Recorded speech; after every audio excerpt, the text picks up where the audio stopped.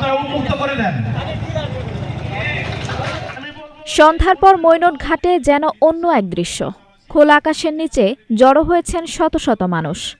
কারো চোখে উদ্বেগ তো কারো কণ্ঠে ক্ষোভ, কিন্তু সবার মুখে একটাই কথা, মাদক আর নয়। ঢাকার দোহারের মাহমুদপুর ইউনিয়নে স্বেচ্ছাসেবী সংগঠন সে টুগেদারের আয়োজনে অনুষ্ঠিত হয়েছে মাদক বিরোধী আলোচনা সভা। সোমবার সন্ধ্যায় শুরু হওয়া এই সভা চলে রাত পর্যন্ত। উন্মুক্ত আলোচনায় স্থানীয়রা তুলে ধরেন মাদকের ভয়াবহ বিস্তার, কিশোর যুবকদের বিপথে যাওয়ার কারণ, চিত্র এবং পরিবার ভাঙনের আশঙ্কা। বক্তারা বলেন, মাদকের কালো থাবা শুধু একটি ইউনিয়ন নয়, পুরো দোহার নবাবগঞ্জকেই গ্রাস করেছে।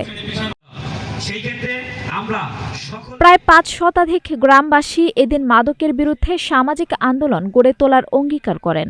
তাদের দাবি, অভিভাবকদের আরও সচেতন হতে হবে, সমাজের নেতাদের স্পষ্ট অবস্থান নিতে হবে এবং মাদকাসক্ত ও ব্যবসায়ীদের সামাজিকভাবে প্রতিরোধ গড়ে তুলতে হবে।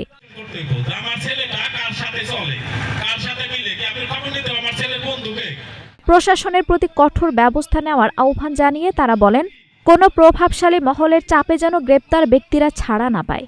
সভায় প্রধান বক্তা চর মাহমুদপুর পুলিশ ফাঁড়ির ইনচার্জ জোবাইদুল হক গ্রামবাসীকে আশ্বস্ত করে বলেন, পুলিশ মাদকের বিরুদ্ধে কঠোর অবস্থানে আছে।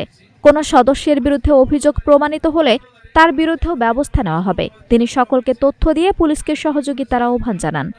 আঞ্জুম হক আরবি, নাগরিক প্রতিদিন।